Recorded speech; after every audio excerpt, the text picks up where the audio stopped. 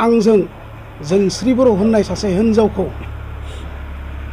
माने देहायारि सोमोन्दो दङ होननानै बिनि हौवाया आंनि न'सिम भिडिअ रेकर्ड खालामलायनानै आंनि बिसिजों लोगोसे सावरायनानै बेनिफ्राय गावनि बिसि स्वयं बिसिखौनो जे आंनो गथायना गालांनो जासिनो जे बाथ्रा बुंलायलायदों बै बाथ्राफोरखौ आं सहायनो हायाखै जायनि जाहोनाव आङो बैबायदि माने स्वभाबखौ आं एसेबो इच्छा जाया आरो एसेबो गावनो गोसो जाया।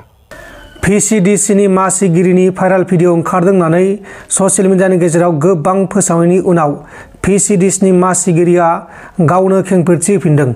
उदालगुरि जिल्लानि सिङाव थानाय भेरगाव ततलापारा PCDCनि मासिगिरि बिमल दैमारि आरो जोंस्रि बर'नि भिडिअ भाइराल खालामनायनि सायाव बिमल दैमारिया फिन जाथाय होदों। बिमल दैमारिया बुंनाय बायदिब्ला बे भिडिअआ नंखाय आरो जाय पेजफोराव आंखौ बिदि नंखाय फोसावदों बे पेजनि बेरेखा आयेननि राहा लानाय जागोन होननानै बुंदों।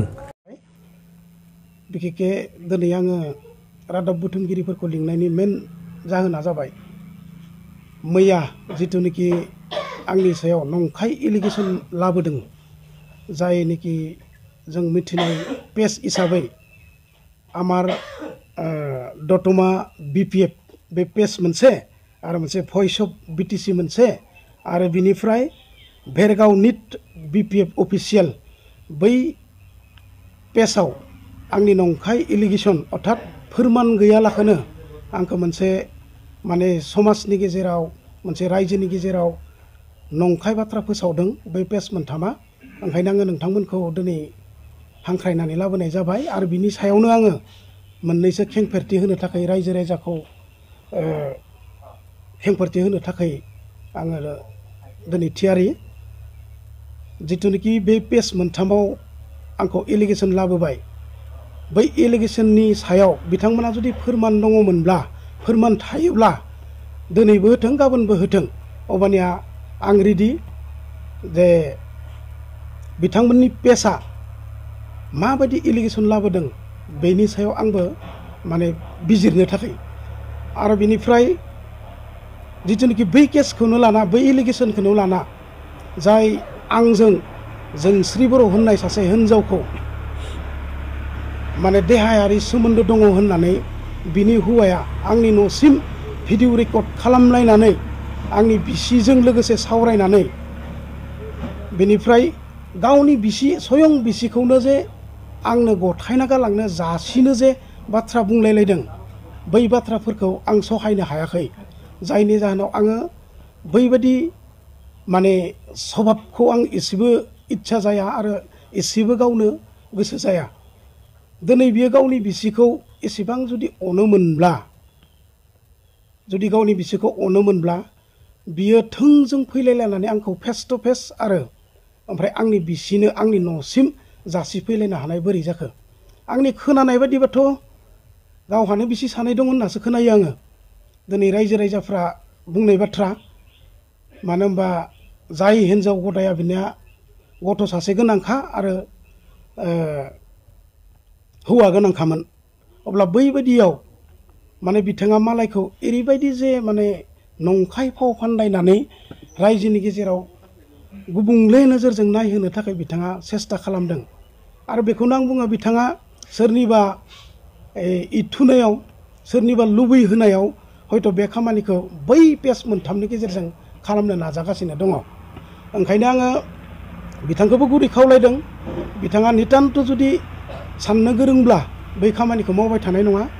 आरो मोनसे खोथा जाय पेजफोरा दिनै बे एलिगेसनखौ लाबोबाय थादों बै पेज मोनथामा जुदि गावसोरनियाव प्रुफ आरो ओमफ्राय फोरमानथिफोरा गैयाब्ला बिथांमोना बै हगारनाय जिथुनिखि पेजनि हगारनाय एलिगेसन नंखाय जिथुनिखि फोसावनाय बेखौ बिथांमोना बन्द खालामनांगौ।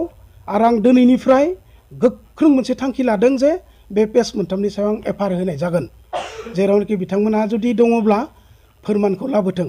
आरो जायनिखि बै एडिटिं खालामनानै फेसबुकआव आगारदों बेखौ रायजो राजा मिथिगौ बे आंनि फेसबुकनि एकाउन्टनि प्रफाइल फट'सो। बे प्रफाइल फट'जों लोगोसे बै हिन्जावनि फट'खौ आंखौ एटाच खालामनानै देहायारि सोमोन्दो दङ होननानै बिथांमोना ओरैनो नंखाय फोसावगासिनो दङ। ओंखायनो आङो साफ्रोमबो रायजो राजाखौ गुरै खावलायनो नागिरदों, बे पेज मोनथामा जाबाय BPF-जों सालायजानाय, आरो बै BPF-जों सालायजानाय मोनफ्रोमबो पेजआनो माने सोरनिबा नङा सोरनिबा गोरोन्थि नङाब्लाबो गोरोन्थि दिन्थिनो थाखाय अराय सम माने बिथांमोना नाजायो, आरो समाजाव रायजोनि गेजेराव मोजां खामानिफोरखौ बिथांमोना हेखुमानानै गाज्रि मोनसे थासारि सोमजिहोनो नागिरबाय थायो। ओंखायनो आङो बिथांमोनखौबो हुकुमनि होदों, बिथांमोनखौ थोंजोङै आं सोंखारिदों जे बैबायदि खामानिनिफ्राय बिथांमोना जानगाराव थानांगौ, आरो बिथांमोननि थाखाय आङो दिनै रेडि जाना दङ जे आङो आयेनगत भाबे बिथांमोनखौ मानदण्डनि मानहानि हिसाबै FIR होनाय जागोन। बेनो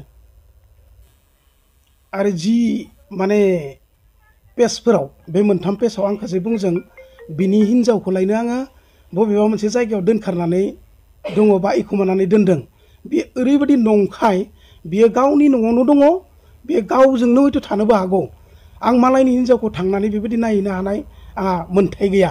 ओंखायनो आङो बुंदों, दिनै रोखा फोरमायदों जे आं बिनि हिन्जावखौ मालाबाबो लाना खाराखै आरो मालाबाबो दोनखोमायाखै।